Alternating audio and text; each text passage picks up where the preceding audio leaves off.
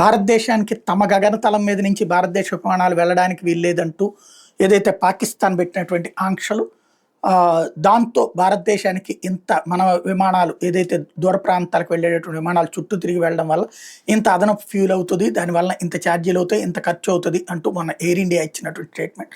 ఇదిగో చూసారా, పాకిస్తాన్ కొట్టిన దెబ్బ అప్పుడే మన దేశానికి పడింది, మోడీ ఏం చేయలేకపోయాడు అంటూ మాట్లాడినటువంటి వాళ్ళు ఉన్నారు. ఆ మూర్ఖుల సంగతి అట్లా పక్కన పెడితే, అదే సందర్భంలో పాకిస్తాన్ మీద మనం ఆంక్షలు పెట్టాం. మనం వాళ్ళ గగనతలం మీద వాళ్ళ వెళ్ళడమే కాదు, వాళ్ళని మన గగనతలంలోకి రానివ్వమన్నాం. వాళ్ళ షిప్స్ను కూడా బ్లాక్ చేసాం. ఎట్ ద సేమ్ టైం ఇప్పుడు పాకిస్తాన్కి సంబంధించి మనం వదిలేసిన తర్వాత ప్రపంచ దేశాలు వదిలేసినాయి.